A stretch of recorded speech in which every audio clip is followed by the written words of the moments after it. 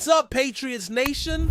Welcome back to the channel where we break down everything going on with the Pats. And today, we've got a lot to get into. Buckle up because we're hitting multiple fronts where the Patriots secondary ranks in the NFL right now. Whether they're seriously bringing the fullback position back into the playbook in 2025, where one of the team's new receivers was while the rest of the offense trained together, and of course, the state of our edge rush situation, and why New England still has some real questions to answer heading into camp. Let's kick things off with something that's stirring debate: where the Patriots secondary landed in the latest rankings. According to Pro Football Focus, which has been rolling out positional group rankings during the offseason, the Patriots landed at number 5 in the entire league.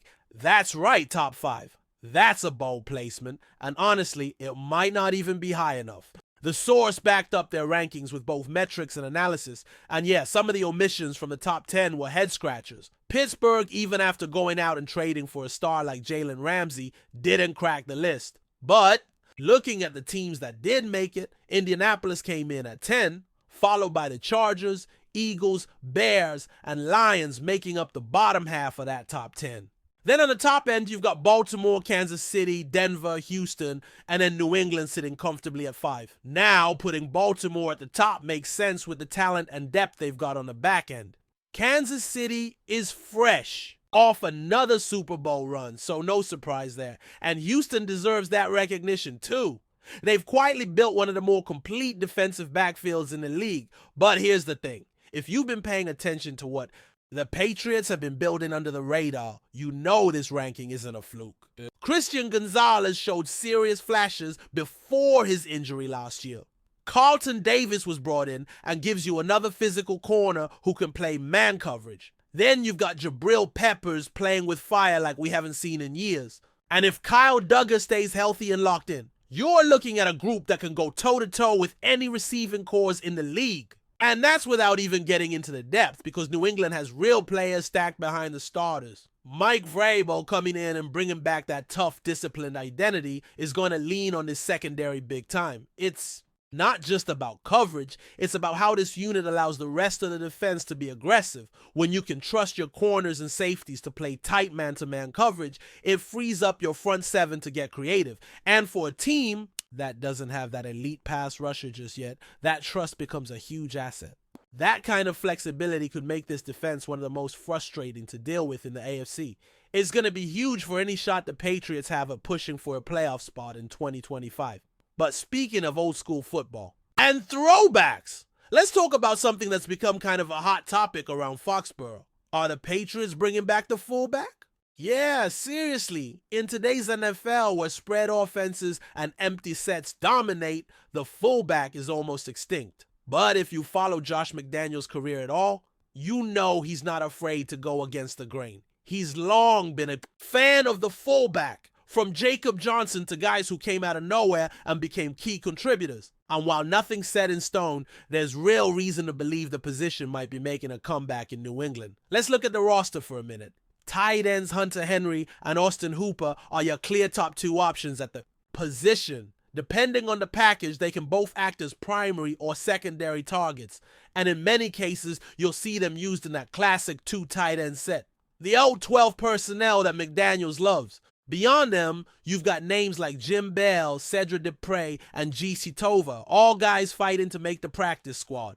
Maybe one of them flashes enough to earn a 3rd tight end spot. Maybe not. But here's the wrinkle. What if instead of carrying a 3rd tight end, they keep a true fullback? Enter Brock Lampy. Yeah, you might not know the name yet, but keep an eye on him. He's the kind of player who could make this roster just by grinding it out in camp and showing he can carve out rushing lanes. If he shows any kind of versatility as a receiver, nothing crazy, just reliable hands out of the backfield, McDaniels might just make room for him. Don't forget, when he was with the Raiders, they used 21 personnel, 2 backs, 1 tight end, over 20% of the time. That was top 5 in the league. He's not married to one system. He'll adjust to the talent he has. So if Lampy proves he belongs, don't be shocked if we see a power run game reemerge in Foxborough. Imagine having Randre Stevenson pounding the rock with a lead blocker in front of him. That changes the tone of a drive real quick. It gives you options. It gives you attitude. Now let's pivot to something else that had fans buzzing online. The offensive workouts in Florida. A lot of the offensive core was down there getting reps in, staying sharp, building chemistry. Drake May, Austin Hooper, Rondre Stevenson, even Stephon Diggs were in attendance. But there was one notable absence, Mac Hollins. So the question naturally came up. Where was he? And what does it mean? Turns out Hollins was out in Australia of all places. But he wasn't just on vacation. He was out there doing serious strength and conditioning training, and get this, he was doing it all barefoot. That's become kind of his thing, no shoes? Unless he's hiking, climbing, or playing in cleats. But don't let the quirkiness fool you. The dude is in serious shape. We're talking about a receiver who's lifting numbers that rival linebackers. Hollins pulled off an axle bar deadlift of 573 pounds. He pressed 132-pound dumbbells. He did a sled pull that clocked in at over 700 pounds. Those are freak numbers. That's not just strong. For a wideout, that's strong, period. So yeah, he may not have been with the rest of the crew in Florida, but he was absolutely putting in the work. And in a way, that fits who Hollins is. He's always done things his own way, and is part of what makes him a valuable vet. He's a tone setter, a guy who leads by example, who doesn't care about flash but brings intensity every time he steps on the field. And for a young wide receiver room that's still trying to figure itself out, that kind of presence matters. Pop Douglas might be penciled in as one of the top options. Kyle Williams is making noise, but don't be surprised if Hollins ends up playing a bigger role than people think. His leadership, physicality, and offbeat mentality could end up being the glue that holds that room together. And finally, let's address what might be the biggest question mark on this team right now. The edge rusher situation. ESPN dropped their top edge defender rankings, and well, let's just say the Patriots were nowhere to be found. Not only did they not crack the top 10, they weren't even in the top 21. That's concerning. Especially when you consider that pass rush is still one of the most important parts of any defense.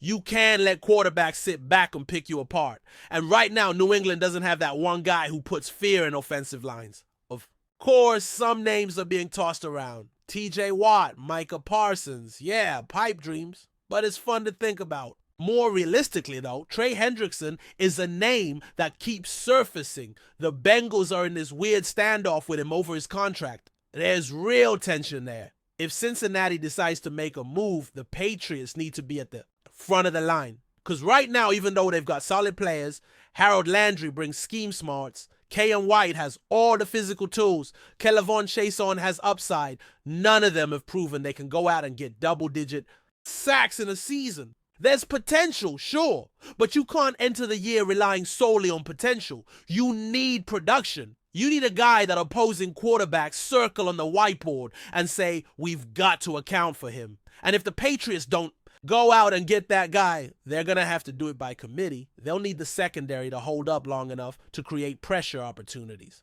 They'll need creative blitz packages. They'll need to mask their deficiencies. That's doable, but it's a tough way to live.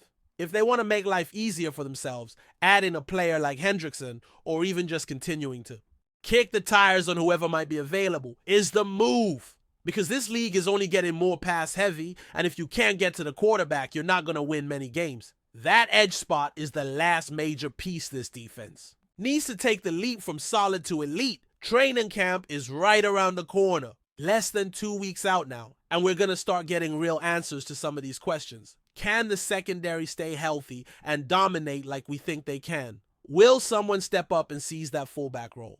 Does Hollins become a key contributor on offense? And is there a surprise move still waiting to happen at edge rusher? We'll be tracking it all. Before we continue, don't forget to subscribe to Patriots Hub and give this video a like. Your support helps us keep delivering the latest updates on our New England Patriots. And don't be shy. Share your thoughts on the news in the comments below. Whispers around the NFL are growing louder. And if they're to be believed, Brandon Aiyuk could be the next star wide receiver donning a Patriots jersey.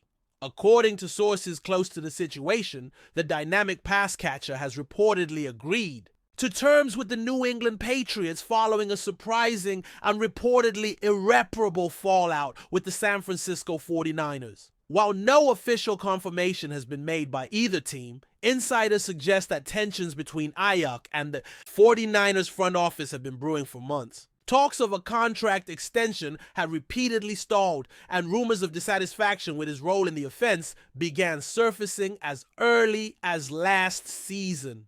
The situation appeared to reach a boiling point after the Super Bowl loss, when Aiyuk made several cryptic social media posts hinting at frustration and possible departure. Now speculation is running rampant that the Patriots have swooped in to secure the 26-year-old receiver. With a desperate need for elite talent at the position, New England may have offered Aiyuk both the money and the featured role he's been seeking. If true, this would mark a major coup for the Patriots, who have struggled in recent years to rebuild their offense post-Bradying.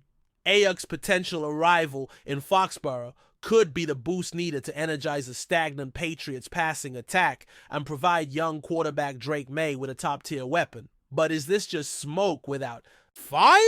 It's worth noting that no trade details have been disclosed and neither side has confirmed the move. Still, the sheer volume of reports and the recent silence from the 49ers camp have only fueled speculation. One thing is certain: if Brandon Aiyuk does indeed land in New England, the balance of power in the AFC East could begin to shift. Stay tuned. This story is far from over. That's it for this update. If you enjoyed the video and want to stay updated with exclusive news about our New England Patriots, be sure to subscribe to Patriots Hub and hit that like button. We can't wait to hear your thoughts in the comments. See you in the next video.